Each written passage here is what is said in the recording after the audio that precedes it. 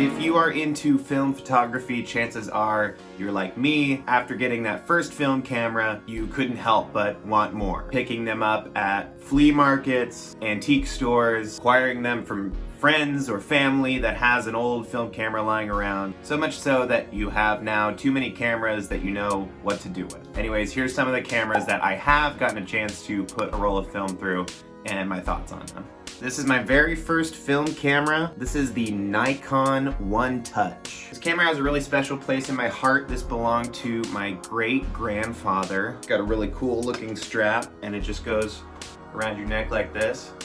This thing's super easy to throw in a bag, and that's what I did with it for a long time. It was always with me. When I started using this camera, film was not nearly as expensive as it is now, and so I would put a roll in at any chance I got. This thing came with me on a couple of school trips. For a while I put it down and wasn't really using it, and then when COVID started, I busted it back out and started taking some more pictures. That summer was crazy, and I'm glad I got to capture a lot of it on film. This camera has some quirks. The auto reverse does not work any longer on this camera. So once you get to the end of the roll, you have to crack it open in the dark and roll it back up by hand. That, on top of the fact that it has a lot of focus issues, really makes me not go right to this camera when I want to shoot a roll of film anymore, but of course I'm never gonna get rid of it. Like I said, it has a really special place in my heart. This is my Canon FTQL. This thing has a loud, gnarly shutter sound. What I love about this camera is this wide-angle Vivitar lens that came with it. This camera belonged to a neighbor on the street that I grew up on, and he has since passed away. I'm really grateful that I get to have a little piece of his life and carry it on with me. This camera came with me and my wife to New York because I wanted to try some night photography while we were in Manhattan. This is my only SLR with a timer. When you're taking long exposures for night photography, you don't want the camera to move at all once you start the shutter. And so I have notoriously shaky hands. Instead of trying to press it as light as I could, I just set the self timer. I got some really awesome pictures with this camera shot on Cinestill 800T. When I got the scans back, I could not believe that I had taken these pictures. They look so much like a movie set. This is my Pentax K1000. This is probably my favorite camera, which is kind of like saying this is my favorite child. I love all my cameras equally. I don't care for Joe. But I've probably shot the most with this camera.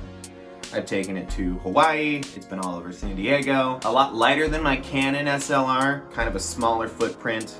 Got this nice nifty 50 lens on it, and I just love it. You can just fire off shots. This has a built-in light meter inside of it. When you look through the viewfinder, you can actually see a little needle that moves up telling you how to expose your photo. My mom one day said, "Oh, I think we have a camera like that from your papa." Sure enough, it was just sitting up in the attic, like so much potential. You can tell it was just so well kept. This thing doesn't have really a scratch on it. And when we found it, it was kind of just like this museum artifact, like perfectly preserved, like opening up a brand new camera. Anyways, this camera means a lot to me. Part of what I love about film photography is achieving that vintage look, but still being in the moment. This is my Olympus Infinity stylus. This has the coolest feature when you open it up. The little flash pops up. This thing is a tiny Titan. I love shooting this camera. I love the tactileness of it, the way it feels in my hands. I only put one roll of 400 film through it. A lot of the outdoor shots turned out okay.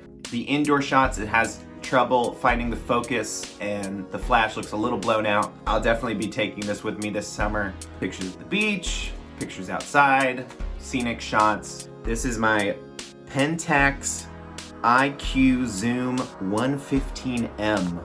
I got this camera at the swap meet for $5. I became the meme. It strikes me so funny for some reason because it's such a little body, but it has the longest zoom. It's like twice the size of the camera at that point. This camera actually takes really great photos. That's not to say it's without its quirks. This camera is kind of like taking pictures with like a bucking bronco. Sometimes it just doesn't want to work. A couple of times I've gone to take a photo and instead of the shutter going off, it just turns off the camera. I think it's great for indoor and outdoor. It's got a great flash. For $5, it's kind of hard to not see the value of this camera. This is my Ektar H35. If you're interested in film cameras at this point, you probably know that film is not cheap. A single roll of film can range anywhere between $10 and $20, and to get it developed is about $10 to $15 more, plus scans. We're talking a serious investment for aesthetics. Now, if you want to achieve that aesthetic and you don't want to dish out a whole bunch of money right away, this is the bang for your buck camera. This is a half frame camera. A normal roll of film will get you 36 pictures, whereas the half frame will slice those frames in half and give you a whopping 72 photos. This camera runs at about $40 and definitely on the cheaper side of point and shoots these days, and you get twice as many photos. Stretch your dollar. Come on, everybody's got to do it. Kind of takes the edge of taking film photos off. I can kind of worry less about missing a shot or, firing off a shot that I think isn't super interesting. I can just take photos, have fun with it. I'd be remiss not to talk about my wife's film camera. This is the Ansco 1065. This thing is a completely plastic body. Pretty sure it has a little plastic lens in there too. This is basically a reusable, disposable camera. So the pictures that come out aren't totally sharp, totally great, but it's just fun, low stakes, take you with you. I would still recommend shooting one of these over a disposable camera. You're eliminating the amount of waste that you use every time you shoot a couple of pictures. And this comes with a little strap. It's adorable. My Canon EOS Rebel G. Now, I really got my start with photography on a digital camera. This is my Rebel T5. I found this Rebel G body at a Goodwill for $30, just the body with no lens. This is an EF lens mount, so I can take my 50mm lens from my Rebel and I slap it right on there, and you get some of the sharpest film photos I've ever taken. I shot my first wedding on film with this camera. If you want to get really serious about your photography, but you don't want to dish out a bunch of money for a really high-end SLR, these Rebel bodies you can find on eBay for like 25 to 40 bucks. These days, I probably return to this camera more than any of them because I want something reliable, but I don't want to fiddle with my settings too much. In a professional setting, this is definitely the way to go for film. This is my Cord TLR. It is a classic top-down viewfinder camera. TLR stands for twin lens reflex, and this top lens is the one you're looking through, while this bottom lens is the one you actually take pictures with.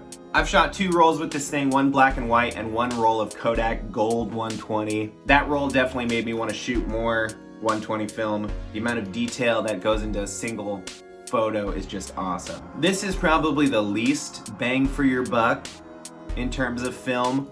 You get about 12 pictures out of a single roll. It's definitely worth a try if you get your hands on one of these cameras, but I wouldn't necessarily recommend it for a beginner or somebody that wants to just casually shoot film. Now, this is probably the weirdest looking camera that I own. This is the Olympus Infinity Super Zoom 330. This is like the older brother of my Olympus stylus. This thing has a grip like an old camcorder, but it's a point and shoot film camera. You look through it like this and you hold it like this. This one also has a pretty stellar zoom. Honestly, I was pleased at the time with how it handled, but the pictures turned out kind of okay. Another one of those cameras that does really well outdoors, but the inside flash photos, there's something to be desired.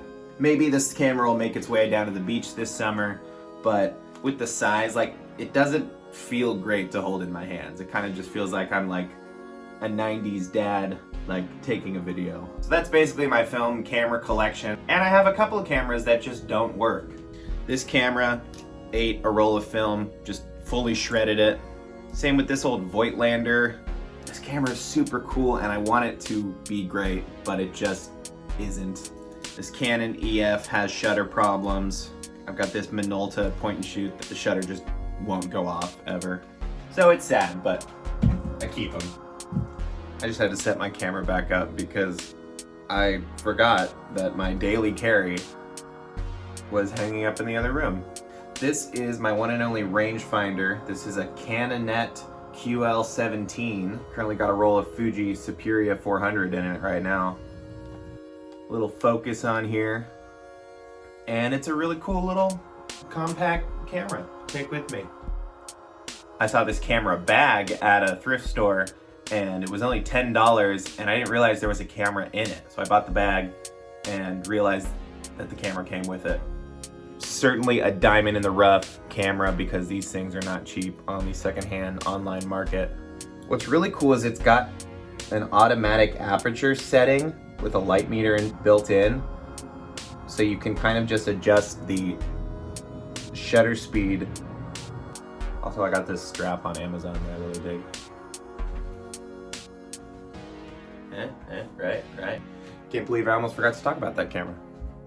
And then I've got this Sears Tower SLR that I really dig.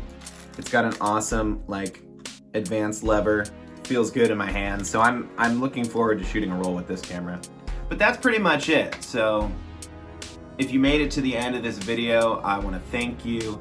And go ahead and leave a comment below if you own any of these cameras or if you'd like to see more videos on film photography and what it's like for me living here in Southern California as a budding photographer and filmmaker. Thank you all so much. Much love. Peace.